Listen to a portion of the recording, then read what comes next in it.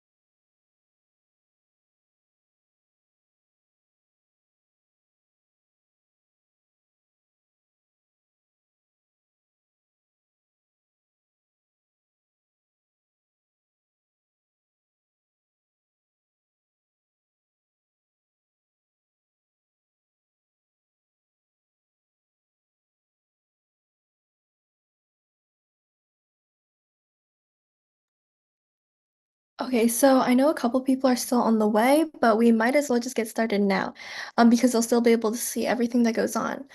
All right, so hello everyone, and welcome to the Youth Global Impact Learning to Change the World as a High Schooler webinar. Some people are here in the Zoom room, and some people are also here via live stream.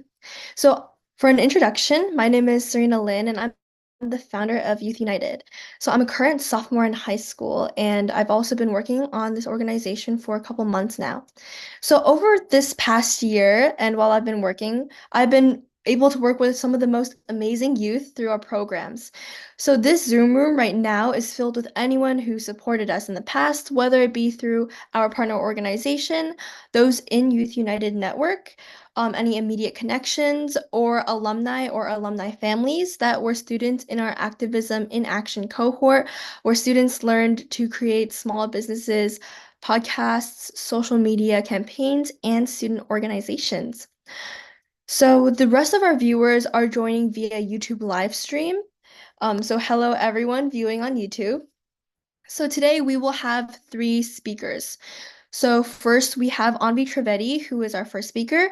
She wrote a book when she was 13 years old, which on the launch date was a Amazon bestseller in multiple countries all across the world.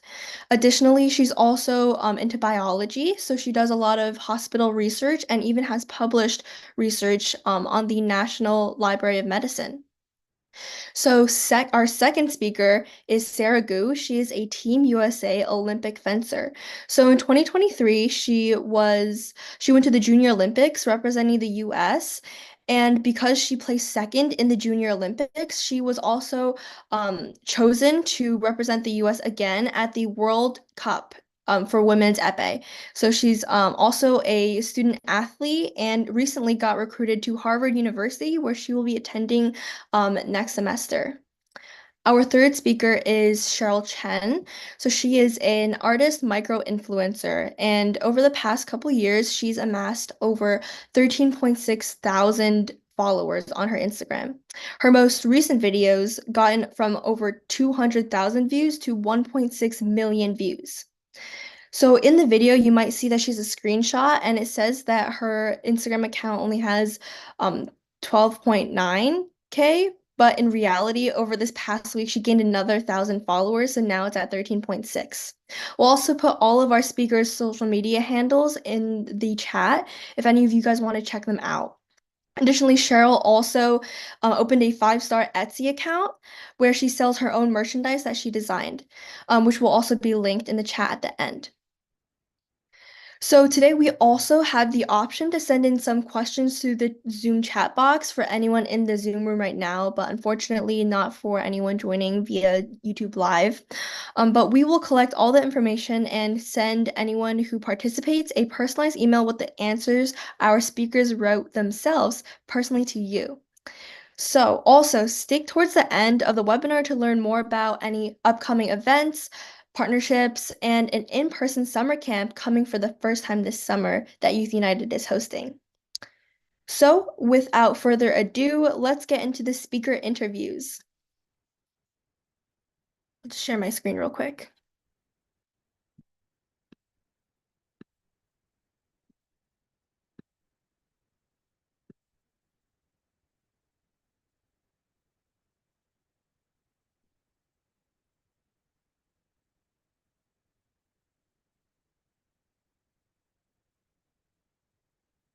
Hi, my name is Anvi. I'm in 10th grade at the Pingree School, and I wrote the book, The Key of Dawn. So, The Key of Dawn follows the story of a young girl named Alia as she finds out that she's a Lumino, a bearer, and goes on a mission with her two best friends and a mysterious boy to end eternal night and save the world. So, it's a fantasy book, fiction book similar to Harry Potter and Percy Jackson. So, some major accomplishments that I had during this book is that in 2020, when it was released, it actually rose to the title of Amazon #1 bestseller. So, if you see the cover over here, we have that Amazon #1 bestseller sticker over there. And it rose to this title in multiple countries and multiple categories on its launch date.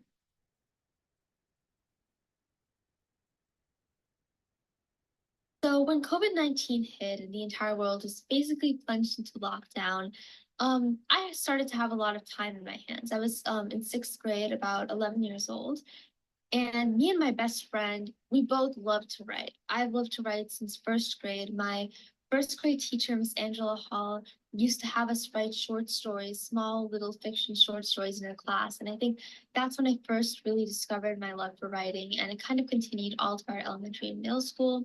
So when COVID hit, we had a lot of time to write. And like me, she also started to get extremely bored. So I had this dream one day, I had an idea. So I just decided to write a chapter of a book every day, to just entertain her, entertain all of my friends, something to keep us busy during COVID-19. And eventually she started loving and loving this book, and she started asking for more and more, and it grew into a full-sized 400-page novel that you see today.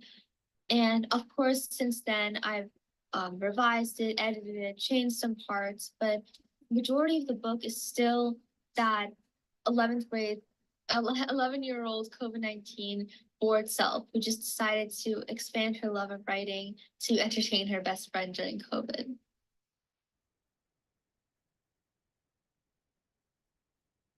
So I think that overall, my journey of writing a book has been a lot of putting my own imagination into it because obviously writing is like a huge passion of mine. But one of the challenges I faced is balancing school and writing the book. Over the summer, of course, with all the summer activities I have, writing the book would be a little bit of a challenge in addition to all of that, but it isn't that much of a deal since I don't have homework and classes and tests that I need to catch up on. During the school year, however, I say I've made a schedule for my book that each day I'm going to write a specific number of pages. Depending on what tests I have that day and what homework I have or how much homework the teachers decide to give me, how many pages I can write is completely dependent on that. I can give my publisher a tentative date for when the book will be finished, and maybe I'll fall completely short of that date due to an increased number of tests that week or an increased number of homework during that month. So balancing school and books has been extremely difficult. But I am proud of the way my characters ended up coming to life in the story that I was able to create. No matter what the circumstances were, I really just poured everything into this book. Um, the different characters, the different scenes, the different events, some of the inside jokes have been stuff that I've heard, stuff that me and my friends have talked about. So really, this book is extremely special to me, and I think that that's one of the things that I'm proud of, that this book is so close and so personal. It's not just another story that I thought of in my mind, that I thought of as I kept writing. This is a planned out just piece of myself that I put onto 400 pages of paper.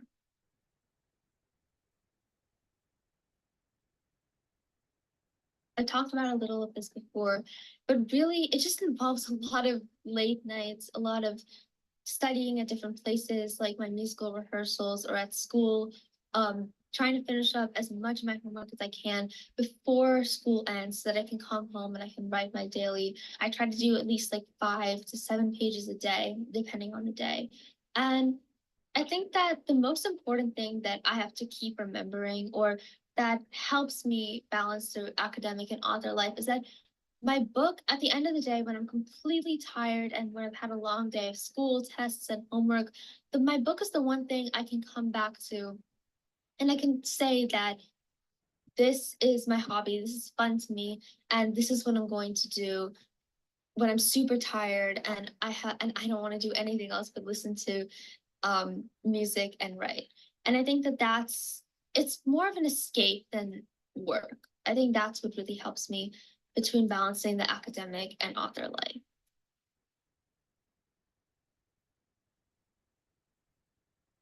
So, how I look to expand. So basically, in 2020, I released my first book, The Key of Dawn, and now that it's been at least 3 or 4 years since then, um, I started to think of other things that I can do. So my original goal for this book was a trilogy, 3 books, 3 books in the series, and this year I recently decided to republish my first book since, of course, my current book, it's been a while. There's some new stuff I want to add, new scenes, new characters, character portraits, and all of that stuff. So my first plan is to release edition 1 of my book, which is going to be released sometime either this month or next month.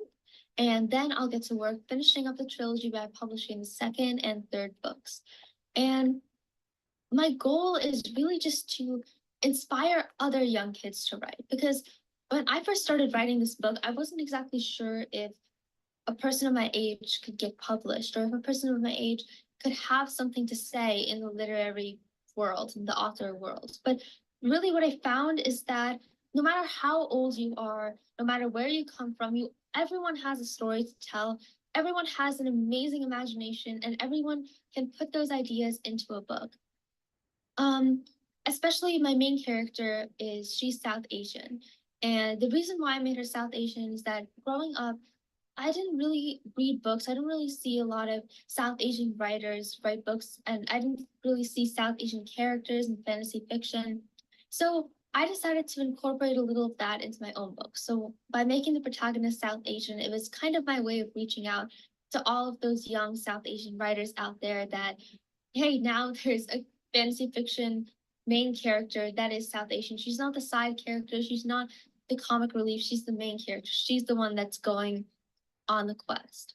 Um, Another way I hope to expand, inspire is that um, I hope to combine my passions for biology and writing to raise money um, for various healthcare institutes and kind of raise money, help them through my book. So I not only hope to inspire people through my writing, but I also hope to make a positive impact on the world through the funds that I receive through my book and my writing.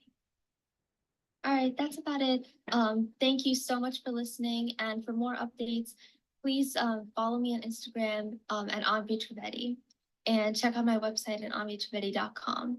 Thank you. Okay, so thank you, Anvi. That was an amazing takeaway. So one key thing that I want everyone here to remember, especially as a youth, So much is that success comes from passion. So it's also something that's fun for Anvi is to write a book. So it's like no chore. It's something she genuinely enjoys. And through that passion, she's been able to sell throughout many different countries, become an Amazon bestseller. And it's just so inspiring to see someone our age who has made a global impact. So next, our next speaker is Sarah Gu, who is actually going to Qatar right now, which is a country in the Middle East, for another international fencing tournament. But here's what Sarah has for you. It's going to share my screen again.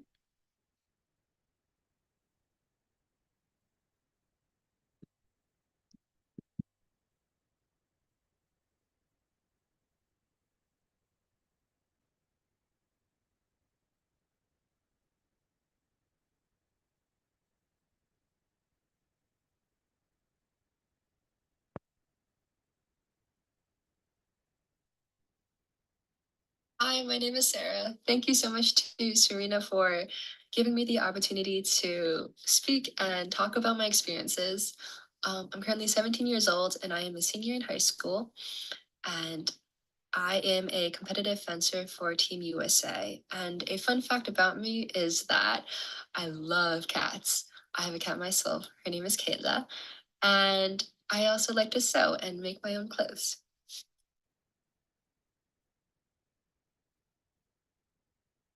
So my journey with fencing has been completely unexpected.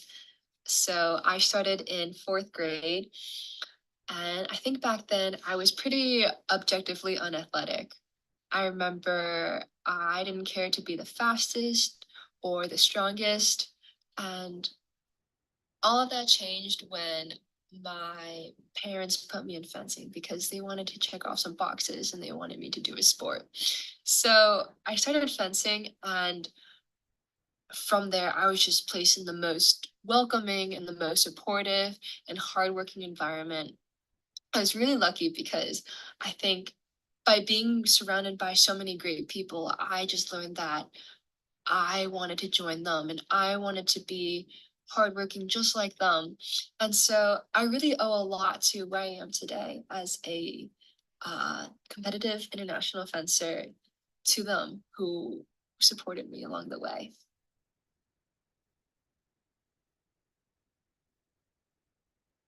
So leadership is really important to sports because from what I've observed, leadership impacts team culture and then team culture impacts how people enjoy the sport.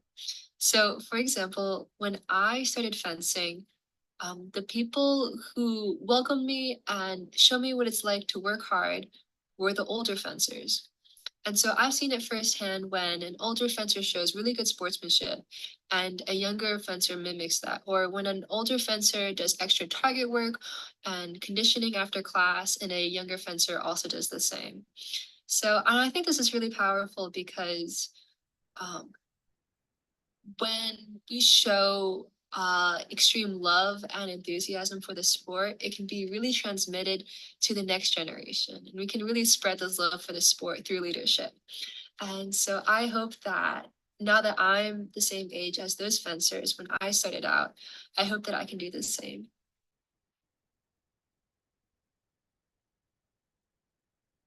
So I definitely struggled quite a bit with balancing both academics and athletics, especially in my early high school days, because I remember I really wanted to excel in both. So I thought that if I spent more time in both things, I would reach my goals faster.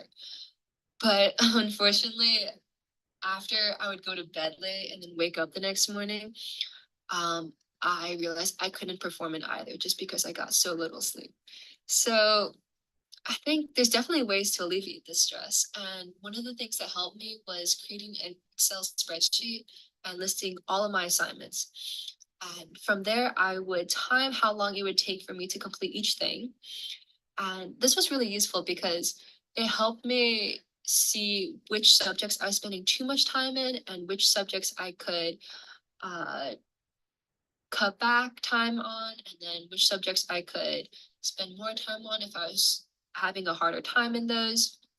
And I think also just the act of setting a timer was really helpful because it made me want to get things done before the timer ran out. Like I wanted to finish my essay before the 2 hour mark hit, or I wanted to finish my worksheet before 20 minutes were up.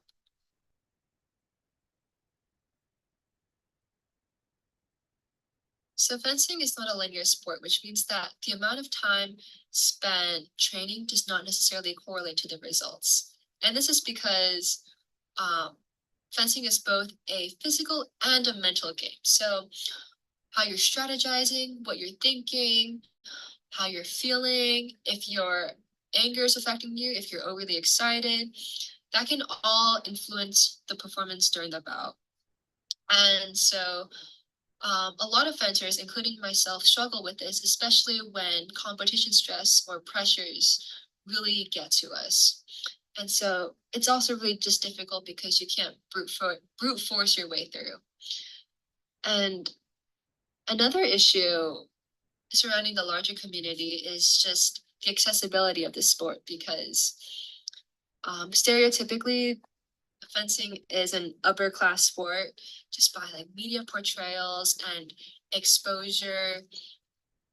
And so I know fencing sometimes is like really difficult for a lot of families to get into because the upfront cost can be quite a bit, especially if you don't look closely enough. You can end up paying a lot for your uniform or your equipment.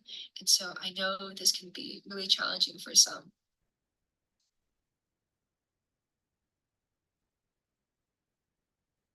Hi, my name is Sarah. Thank you so much to Serena for giving me the opportunity to speak and talk.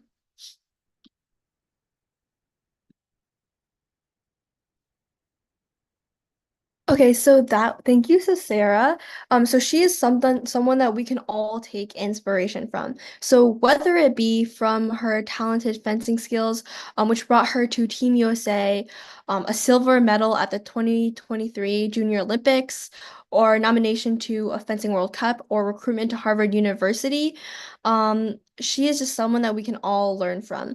Or maybe it's from her bright personality, because sports is no easy feat. And it takes a lot of mental strength in order to be where she got to, just like she said. So thank you for sharing your wisdom and that she earned throughout this entire journey. So our next speaker is Cheryl Chen, who is a sophomore in high school, and over the past year, she's amassed over 13.6 thousand followers. And you might see in the video that it says 12.9, but that's because in the past week she's gained another 1,000 followers. And in the past, let's say month or so, she's made a couple videos ranging from 200,000 views to 1.6 million. Additionally, she's also a five-star Etsy seller, and she's earned a lot of income from that. And so she will be sharing some of her tips and tricks for anyone who wants to learn how to be a micro influencer on social media or just an artist in general. So we're going to share our screen again.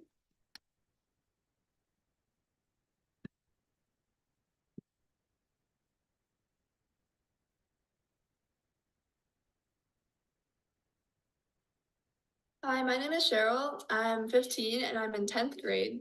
Primarily, I do digital art, and my Instagram handle is called Sherry Coco.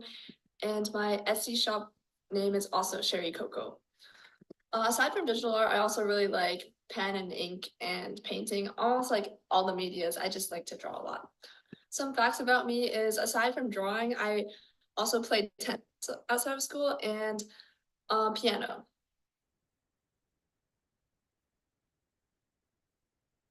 Well, first of all, since I was little, I just naturally really liked to draw and do arts and crafts.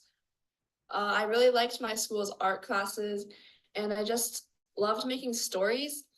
I made little mini comic books and mini chapter books as a kid because I also really like to write. Um, oh, I also really loved My Little Pony as a kid, so I always drew little ponies everywhere, and I just really had the inspiration to draw because of like the content I consumed. So many of the YouTubers I watched were just art YouTubers, and I also really liked anime like Naruto. So that also really just inspired me to make my original characters. I started seriously drawing a lot after COVID during remote learning. This was like my middle school years, and I had lots of time to draw like on Zoom calls, and I just drew like almost every day because there wasn't really much to do.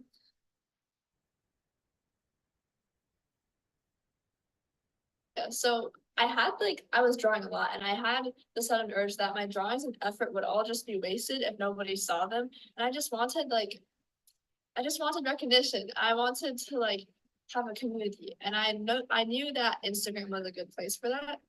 So I was in seventh grade, I was just posting a lot, um, posting drawings from my sketchbook and like my very first digital drawings on my dad's Surface Book. Um, I really ended up liking these two artists who inspired me a lot called Fresh Boba Tay and Mayoko. You may or might not know them, but like their style is very aesthetic and the colors are very pleasing to the eye. And I just kind of like looking at their art, I kind of also developed a spin-off of that kind of art style. And as I kept drawing more and more, I kind of saw that kind of vibe come through in my art as well. Because I just really liked it. After about 20 or so posts of really consistently drawing every day and posting once every like few days, I saw myself really improve and develop my own color palette and digital art style. So I'm on my Instagram page right now, and these are my first few posts. I actually archived the first like 20 or so. Maybe I'll unarchive them later. I don't know. This was my very first unarchived post, and it was a Draw This in Your Style by Rizu. So I basically just drew her character in my style. These were everybody's entries, and Draw This in Your Styles was a very good way for me to start out because I could see a bunch of new artists and follow them, and I also got discovered by a lot of people who also entered in Rizu's contest. So this is like when I really start to get the hang of this art style, and I just naturally start to use the same colors more and more. And I also drew like fan art like Korra because I love Korra. And I also drew lots of my original characters. In this time period, I'm posting like, say, once every 2, 3, 4 days, which is a lot. And I gradually start to see an increase in my engagement and people commenting on my posts. I made like many art friends through just posting and like being really active in the art community. And here, this is when you see me like kind of start to get a more detailed art style. Like here, I realized I really liked drawing hair very detailed. So, and this is also when I started getting a little more popular. My likes were going up. See the date on one of these. This is my birthday post I drew myself. And this was May 19th, 2021. So almost like a little more than a year has passed. Here's when I started to get very art blocks because I realized it felt like I had drawn everything there was to draw in this art style, and it just felt like it was getting more and more complicated to think of ideas to draw. Also probably because I was stuck in this regimen of making a new drawing every or posting a new drawing every 4 days because I just kept continuously drawing and having to move on to the next project because this Instagram like algorithm really values consistency, and it really just gets to artists a lot on Instagram because being an artist, it's not very sustainable to keep pumping out artwork like you're a machine or like AI, you know? So I got art blocked, and this is when I started to draw a little less, because I was also getting very busy with schoolwork. This chapter of my Instagram art life, I started to post a lot less, and my engagement was really going down, which kind of hurt like my relationship with Instagram and art. But pretty soon I just stopped caring, and even if I took breaks, I just posted.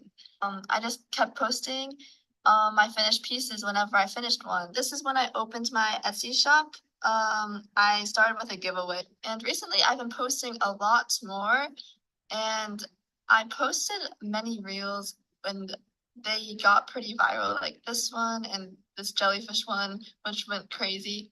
And that brought in a lot more followers as of late. And my posts are just same thing. I've been really experimenting more because I just feel like as artists now, you just really shouldn't be confined.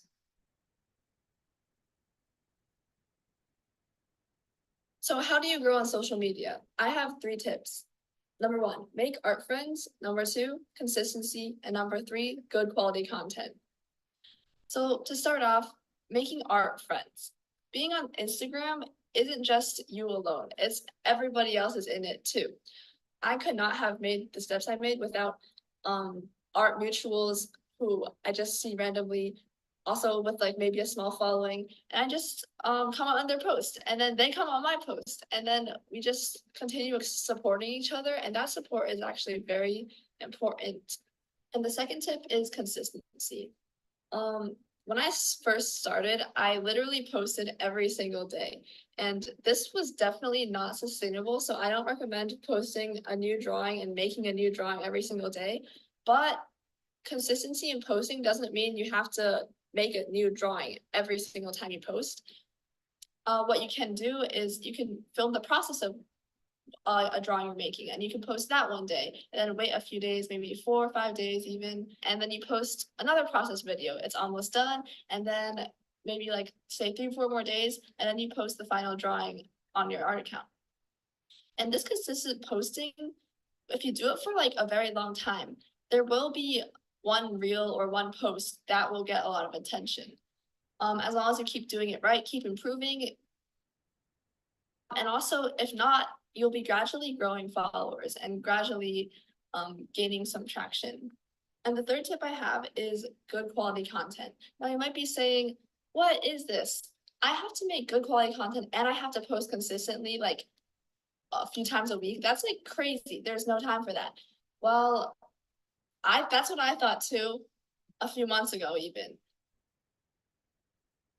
What I mean by good quality content is content that really captures your audience and your target audience and makes them engage with your content. Now, reels are very important if you want to make consistent but also good quality content, because a video that's made with very low effort can do a lot better than a drawing that you put hours into that you just posted as a post. Videos that are just like, say, me packing my Etsy order, and it's a video that took like 10 minutes of my time from the day.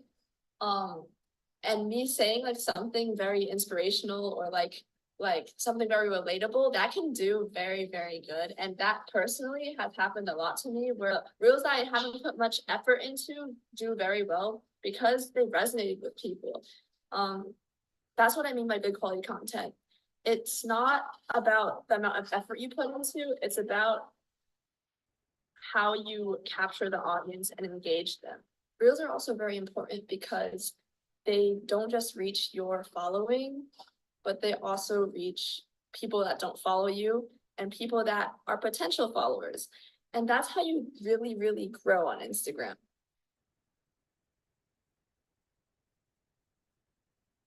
Okay, so what are some challenges that us artists face on social media? Well, for me, a big one in my experience was art block. Back then in 2020, I built up my following mainly based on purely just posting a lot, and each of those posts was a new drawing. That really sapped my energy over time. It took me like 2 years, but by the end of those 2 years, I felt like I was done with social media. I did not like it at all because it didn't feel fulfilling anymore to create a drawing. It just felt like the same robotic movements because I I was like a machine. I wasn't like an artist. I was tired of everything, especially the Instagram algorithm, because every time I took a break and came back, my engagement and likes and comments just went down because when you don't post for a while, Instagram will not push your content to your fan base anymore.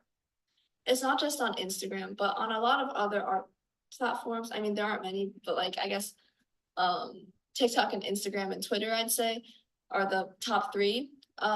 Is that artists feel like they're obligated to feed the algorithm certain things. They're not thinking anymore in terms of improvement or furthering your journey as an artist anymore. You're thinking of feeding the algorithm so that you can become a very popular artist. Instagram algorithm, let me just say, it is not ideal. It sometimes even when you have a big following, many followers won't even see your content because you haven't posted for a while maybe and engagement is down, or maybe you're shadow banned, or just it isn't working out for you. And that's totally normal and it happens to basically everybody. But the thing is, it's a very negative feeling when you work so hard on your art only to find that it doesn't receive the attention you wanted it to receive. So it really, and then seeing all the other artists become successful and viral just makes you feel worse. I'm just telling you this because it doesn't have to be inevitable. You can defeat the Instagram algorithm. My tips for addressing these issues are, first of all, don't take social media art so seriously. Don't put it over your journey overall as an artist. And consistency in posting is key, but don't make the same mistake as me of being overly consistent in my art style and types of content. As you saw, my Instagram page was perfectly pruned, the same like color palette, and everything fit so perfectly together. And the intro story was I was like obsessing over like keeping the perfect Instagram gallery of my art. And even though it looks really, really beautiful, it's a lot less scary to post when you aren't aiming for that kind of perfection. If you make an Instagram account that's focused on your art life and your art journey, it's a lot more sustainable in the long run because you'll feel like it's more flexible, more like easy to create content because there's so much content out there. Once I started thinking about my art account not as a perfectly pruned gallery anymore, I just kind of released that pressure of like posting anxiety. And actually my content started to do even better because it felt like I was more relatable. I was like bringing things from my own life.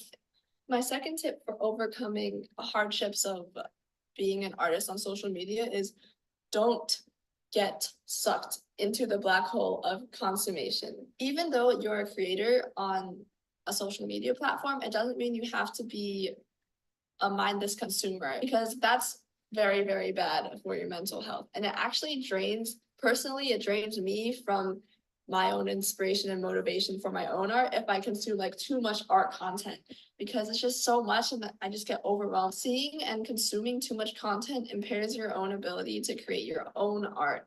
So you must remember you have to be disciplined. Don't scroll. Don't doom scroll on social media out there. You must keep your mind fresh. I just want to say that growing on social media is a very hard journey. It's very worth it because of the experience you get from it. Like, otherwise, you wouldn't have met so many amazing artists. It's very, very rewarding when it's done in a sustainable way. In addition, I have an Etsy shop and I would love for you to check it out. It's also called Cherry Coco and I sell prints, mini prints, and posters, stickers, and many t-shirts. Like this t-shirt hearing all this. Good luck out there, and I wish you all the best. Thanks so much. Peace. Okay, so that was Cheryl Chen, and like she said, social media can be a very difficult place to get attraction from. However, the tips that she did give are actually very true, and take it from a micro-influencer herself. Mental health is especially important for youth, and especially the hardworking and smart ones here today. None of the speakers said this themselves, but I'll say this for them. So these youth are people with such bright personalities, and these amazing people, along with their undying passion for their work, motivates them to keep increasing their global impact. Remember that whether you write a book that is an Amazon bestseller in countries all over the world, whether you're an Olympic fencer or athlete, and whether you're a micro influencer that has art mutuals and followers from around the world, it is important to stay true to who you are. And here's another thank you to all our speakers that shared their experiences remotely. I know, for example, like Sarah right now, she is flying to the Middle East for another international tournament. So good luck to her as well. I will attach the handles and like social media accounts of all of the speakers here today. I'll post that at the end. However, Sarah does not have a Instagram handle, but we will be putting Anvi and Cheryl's accounts in the chat box. So before we wrap up, here are some updates from our organization Youth United. So this summer, we're planning to open up a summer camp for kids in elementary school to learn about starting their passions and leadership skills. And will be in person, based in New Jersey. Some subjects we plan to teach are the basics to entrepreneurship, which is problem solving business, leadership, coding, art, mental health, social media, and much more, depending on what children are interested in. This is a really good opportunity for especially like younger kids to find out and test what they are really passionate about, because the earlier that you start, the more time that you have to develop your global impact. More information will come about that later. So the speakers I talked to here today may or may not be guest teachers at this summer camp, so stay tuned. We're also going to host other events and webinars periodically, which will be sent to anyone who joins today, as well as any youth in our network or any alumni or alumni families that were in our Activism in Action course. So right now, this webinar is being streamed on YouTube. So thank you for everyone watching on this webinar on YouTube right now that aren't in the Zoom room currently. And thank you to everyone in the Zoom room right now. So who were included in our Activism in Action course alumni. So I'm especially happy to see all of my students again after coaching you along the way to starting businesses, podcasts, and social media campaigns. Our webinar now is coming to a close, but I will add in all our speakers' social media accounts so you can follow them, and anyone on YouTube right now can also join along and follow them. I'll attach them right now. So our third speaker's account, wow, in this past hour, she gained 200 followers, but her handle is at Sherry I Coco. Which I've just pasted in the chat. And then Anvi's account is at Anvi_Trivedi. This is all on Instagram, by the way. Sarah does not have a public Instagram account, but we will have the chat box option. So if any of you guys have any questions, you can text it privately to me in the chat box, and we will be touching base with all our speakers who will give you personalized answers to all your questions, and you will receive an email later with the answers. So I'll give anyone around like 3 to 5 minutes and to put in any of their questions, and also see all of our speakers' social media accounts.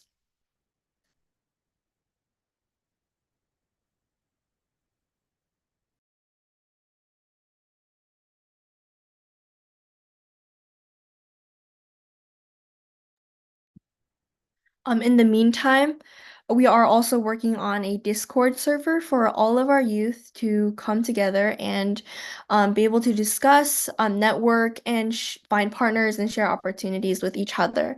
Over the summer, we are also hoping to create an app that can connect different youth leaders across the world to form partnerships and find people that are like-minded, that have the same similar passions, maybe skills that complement each other that can work on good ventures and businesses together. Um, this is your last chance, last 2 minutes to send in any questions that you have. We have the emails recorded, so we will send you a follow-up email with all the answers from our speakers.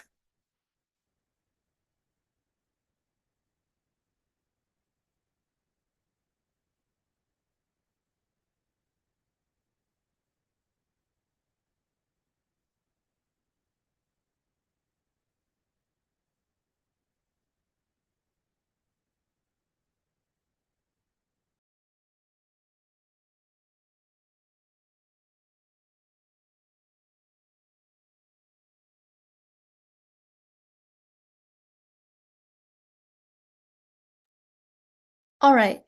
So thank you to everyone here joining us today. Thank you to anyone maybe joining internationally, and have a great night, everyone, or midday if you are an international viewer. Thanks for watching.